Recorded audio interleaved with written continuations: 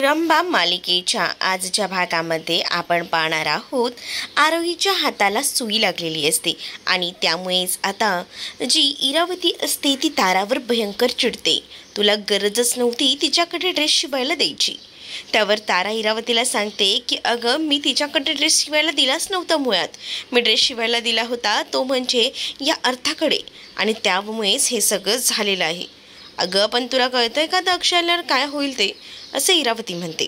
तर तेवढ्यातच अक्षय धावत पळत तिथे आलेला असतो आणि अक्षय धावत पळत येऊन आता लगेच आरोहीकडे जातो। आरता म्हणते की अरे बघ ना काका, हिच्या हातात आहे ना सुई टोचली। तर हे कसं काय झालं असं अक्षय विचारतो। त्यावर आरता सांगते की खरं तर ताराचा जो टॉप होता तो तिने शिवायला माझ्याकडे दिला होता आणि तिने माझा चष्माही मोडला, त्यामुळे मला दिसत नव्हतं। तर आपली आरोही म्हणाली की दे, मी हे करून देते, आणि त्याच वेळेला तिच्या हाताला ती सुई टोचली। दुसरीकडे रमा जी असते ती आता आलेली असते, ती म्हणजे त्या कॅन्टीनमध्ये, आणि बघत असते की त्या नवीन शेफने सगळं काही नीट जमवून आणलंय का। पण त्या शेफने नीट काहीच गोष्टी जमवून आणलेल्या नसतात आणि म्हणूनच खूप जास्त राग जो आहे तो आता आलेला असतो, तो म्हणजे तिथे असणाऱ्या रमाला। जरी स्वयंपाक रेडी असला तरीसुद्धा तो कॅन्टीनमधला शेफ जागेवर नसतो, म्हणून रमाला राग येतो।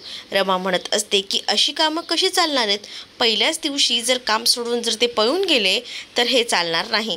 दुसरीकडे अक्षय जो आहे तो मात्र आता आरोहीचा हात पकडतो आणि आरोहीला म्हणत असतो की तुला जास्त त्रास होतोय का, थांब आपण काहीतरी करूया। पण त्याच वेळेला आता जे काही सत्य त्याला कळलेलं असतं त्यामुळे तो आता चाप विचारू लागतो आणि ताराला म्हणतो की तारा हे सगळं काय आहे, तू मुळात तुझा कपडा फाटलेला असताना तू हिच्याकडे शिवायला दिलास का, मला ही गोष्ट पटलेलीच नाही आहे। त्यावरती म्हणते की मी म्हणत होते, विचार केला होता की बाहेर कुठेतरी शिवायला द्यायचा, पण नेहमीप्रमाणेच आरता आहे ना, आरता म्हणत असते की मी करून देईन ना घरातली कामं, आणि म्हणूनच मी तिच्याकडे तो ड्रेस शिवायला दिला असं आता ती म्हणते। पण मला काय माहिती होतं की तो ड्रेस शिवायला मी आरताला दिल्यानंतर ती आरोहीला देणार आहे ते, असं बोलून तारा विषय बदली करायचा प्रयत्न करत असते। पण तरीसुद्धा आता अक्षय हा भडकलेला असतो आणि आरताला सांगत असतो की अशी कामं करायची नाहीत, मी पहिल्यांदाच सांगून ठेवतोय तुम्हाला। तर त्याच वेळेला आता आरोहीचा हात दुखत असतो, तर अक्षय आरोहीच्या हाताला फुंकर मारत असतो। तर दुसरीकडे आता इरावती अक्षयला म्हणत असते की अक्षय तुला काही कळतंय का, तू कामं वगैरे सगळी सोडून इथे आला असशील ना, त्याचा तुझ्या कामावर परिणाम काय होणार नाही आहे का, असं बोलून त्याला वटणीवर आणत असते। दुसरीकडे मात्र आता रमा जी असते ती आता कॅन्टीनमध्ये बसलेली असते आणि जे काही अक्षयने बनवलेलं असतं ते सगळं काही आता तिच्या समोर आणून ठेवलं जातं। का तर आता तिचा मूड जो आहे ते रिफ्रेश होण्यासाठी तिला फ्रूट सलाड त्याचसोबत बऱ्याच गोष्टी ज्या अक्षयने केलेल्या असतात त्या समोर आणून ठेवलेल्या असतात, आणि आता हे पदार्थ जेव्हा रमा पाहते तेव्हा रमाला खूपच छान वाटतं आणि रमा जी आहे ती एक एक चव घेते। तर रमाला हे खूप जास्त आवडतं, तर रमाला ते म्हणते की हे मस्तच झालं आहे, पण त्याच वेळेला आता पण ते असं सोडून जायला नको होतं त्यांनी अर्ध्यावर, असं देखील रमा सांगत असते। त्यावर ते सांगतात की त्यांच्या मुलीची काहीतरी तब्येत अचानक बिघडली ना, म्हणून त्यांना जावं लागलं, आणि तुम्हाला तर माहिती आहे की मुलांचं असं काही असलं तर धावत पळत जावं लागतं, तुम्हाला नाही समजणार हो मॅडम, असं बोलल्यानंतर रमाच्या मनाला कुठेतरी लागतं। रमा म्हणत असते की मला कसं समजणार नाही, इथे मी 150 मुलं सांभाळते, तर मला काही कळणार नाही का, असू दे, त्यांची एक चूक आपण माफ करूया, कारण त्यांनी इतकं उत्कृष्ट असा स्वयंपाक केलेला आहे, त्यामुळे त्यांची एक चूक माफ, पण त्यांना सांगा पुन्हा अशा चुका करू नका। तर त्यावर तो मॅनेजर जो असतो कॅन्टीन सांभाळणारा तो सुद्धा खुश होतो, तो म्हणत असतो की ठीक आहे मॅडम, मी बोलतो सरांसोबत। तर त्यानंतर आता रमा अक्षयने केलेले पॅटीस आणि सगळं काही खात असते, कारण तिला ते खूप जास्त आवडलेलं असतं आणि म्हणूनच ती सगळं काही एन्जॉय करत असते। तर दुसरीकडे मात्र आता अक्षयला इरावती सांगत असते की जा, म्हणून इरावतीने सांगितल्यामुळे अक्षय धावत पळत आता आलेला असतो, आणि जेव्हा अक्षय धावत पळत येतो तेव्हा कॅन्टीनमध्ये असलेला तो माणूस अक्षयला सांगू लागतो की तुम्ही जे काही बनवलं होतं ते खरं तर खाल्लेलं आहे मॅडमनी, पण तुम्हाला सांगू का, मॅडमने तरी या सगळ्या गोष्टी खाल्ल्यात, पण एक गोष्ट तर तुम्हाला कन्फर्म सांगतो की काहीतरी प्रॉब्लेम आहे, म्हणजेच तुम्ही वेळेवर आलात म्हणून, नाही तर तुम्हाला प्रॉब्लेम झाला असता, कारण मॅडमने सांगितलं होतं की तुम्ही जर वेळेवर नाही आलात तर तुम्हाला कामावर काढून टाकावं।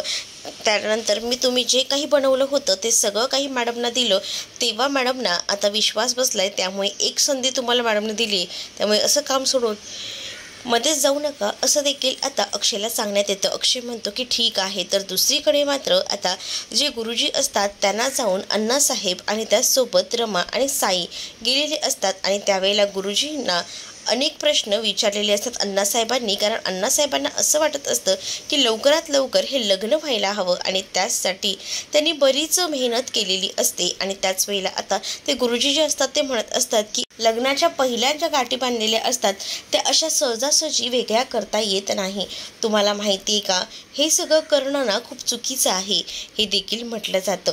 आपण जरी विचार केला दुसऱ्या लग्नाचा तरी वर ज्या गाठी बांधलेल्या असतात त्याचं आपण काही करू शकत नाही असं देखील गुरुजी जेव्हा म्हणतात तेव्हा रमा पुन्हा एकदा भूतकाळात रमते. आणि त्यानंतर मात्र रमा जी आहे ती तिकडनं निघून जाते. तर रमाला आता डायरेक्ट जायचं असतं ते म्हणजे देवळात. कारण रमा जी आहे ती खरं तर खूप जास्त अस्वस्थ असते. ज्या काही घटना तिच्या आयुष्यात घडत असतात त्यामुळे ती डिस्टर्ब असते. आणि त्याच देवळात आता अक्षय आणि त्याचसोबत इथे ती आरोही सुद्धा आलेली असते. आरोही आणि अक्षय आता देवाला लागणार आहे म्हणून काही फुलं वगैरे हे सगळं घ्यायला तिथे थांबलेली असतात. आणि जेव्हा दोघंही जण तिथेच थांबतात ना तेव्हा मात्र आता तिथे असणारा जो धागा असतो तो पाहून ती म्हणते की हे काय आहे, हे आपल्या हातात बांधायचं आहे का. पण त्या तिकडे असणारी फूल विकणारी आजी जी असते ती म्हणत असते की नाही ग बाया, हे तुझ्या हातात नाही तर इकडे आतमध्ये देवळात ना एक जाळी आहे तिथेही बांधायचं असतं. आणि असं म्हणतात की तिथे हे सगळं बांधल्यानंतर ना आपल्या मनातील इच्छा ना पूर्ण होते. आणि म्हणूनच हे सगळं नियोजन केलेलं आहे.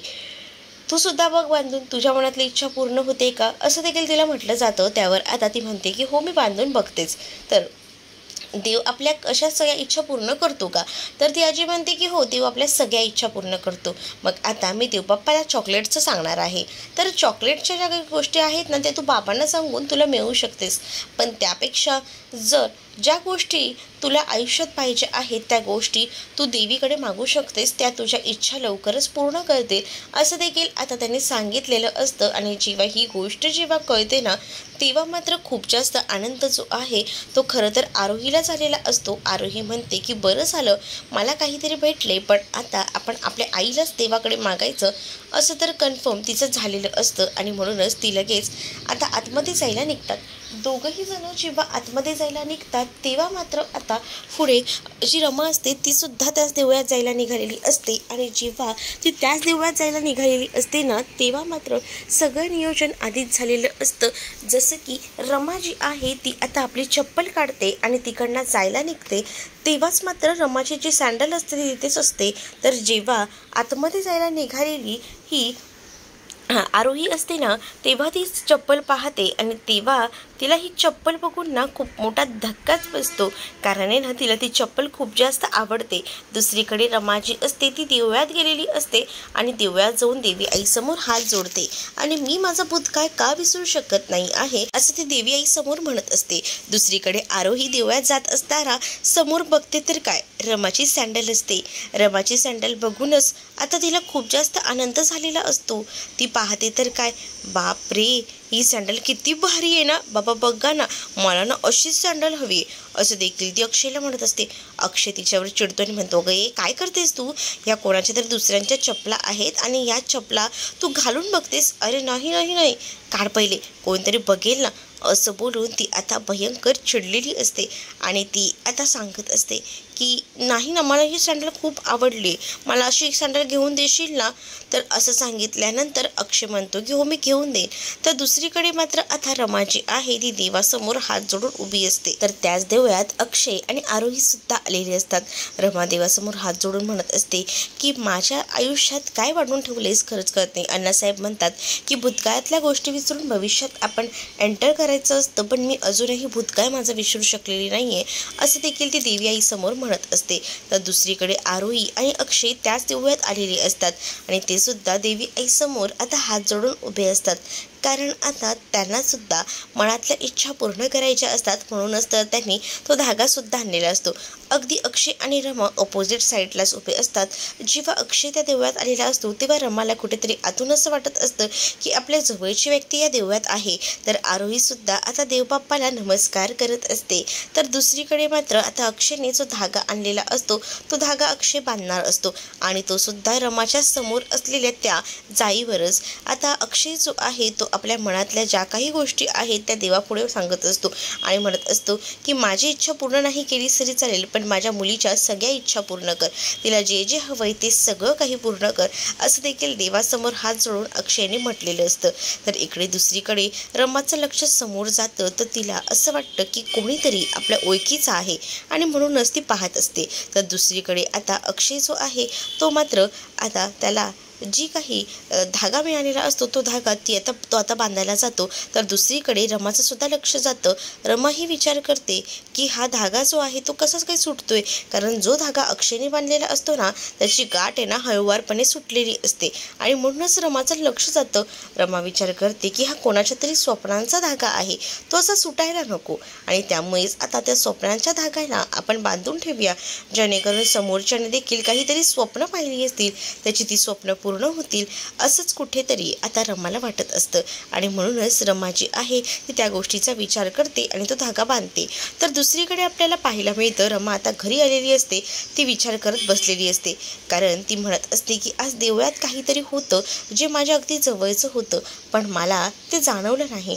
पण काय होतं, एवढ्या जवळची गोष्ट माझ्या आयुष्यात आज काय घडून गेली, असाच विचार ती करत असते. तेवढ्यातच तिथे आता अण्णासाहेब आलेले असतात आणि अण्णासाहेबांनी येताना रमा आणि साईसाठी गिफ्ट आणलेलं असतं आणि ते सांगत असतात की तुमच्यासाठी गिफ्ट आणलंय, हे उघडून बघ. तर तेवढ्यातच साई देखील तिथे येतो आणि साई म्हणत असतो की अण्णा हे सगळं काय आहे. तर अण्णांना हे सगळं बोलत असताना अण्णा म्हणतात, अरे विचारत बसायचं नसतं रे, लवकर सगळं खोल, चल बघू.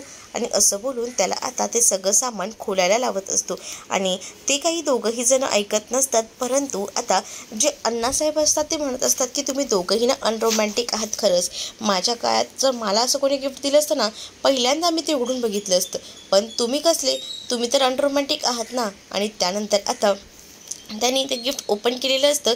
तर त्यामध्ये रिकामी अशी जी फोटो फ्रेम आहे ती असते, पण त्यामध्ये एकही फोटो नसतो. तुमच्या दोघांचा हसतानाचा फोटो मला हवा आहे.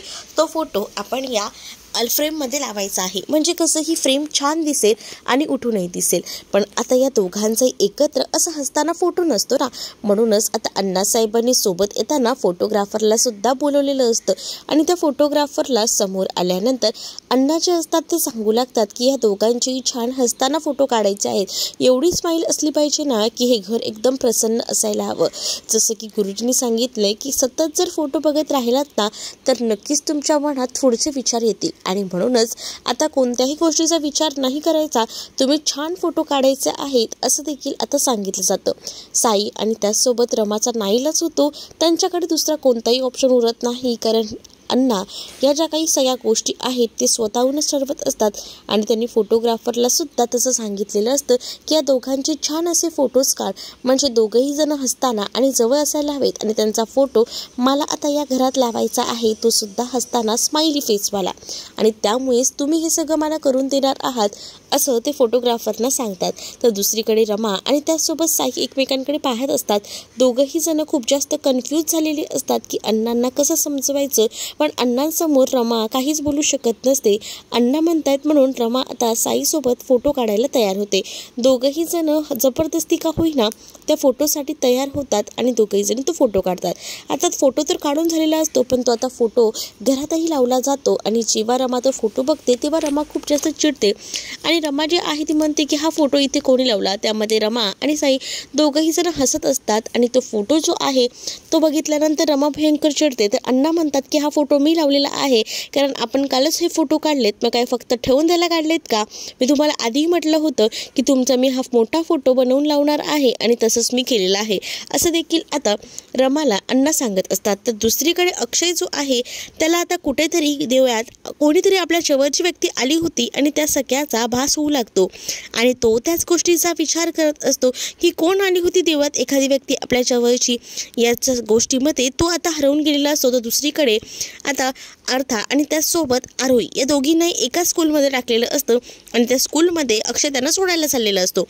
अक्षयला आरोही सांगत असते की मी रिक्षाच्या ह्या कोपऱ्याला बसणार आहे, तर तिकडे अर्था सांगत असते की मी या कोपऱ्याला. दोघंही जण कोपऱ्याला बसतात तर अक्षय दोघांच्याही मध्ये बसतो.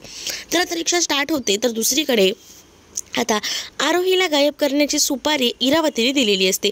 इरावती एका गुंडाला म्हणते आणि त्याचा फोटो दाखवते आणि म्हणते की या मुलीला शाळा सुटायच्या आधी गायब करायचं आणि ही सगळी जबाबदारी तुझी. जोपर्यंत मी बोलत नाही तोपर्यंत त्या मुलीला सोडायचं नाही आणि त्याचसाठी त्या गुंडाला तिने पैसेसुद्धा दिलेले असतात. आता हे तर गुंडांनी जेव्हा आरोहीला गायब करतील तेव्हा आरोही आणि रमाची भेट होईल का, की रमाच आरोहीला सोडून आणेल, हे पाहणं इंटरेस्टिंग असणार आहे. तुम्ही जर आपल्या चॅनलवर नवीन असाल तर चॅनलला नक्की सबस्क्राईब करा. चला तर मग भेटूया पुढच्या भागामध्ये. तोपर्यंत टाटा बाय.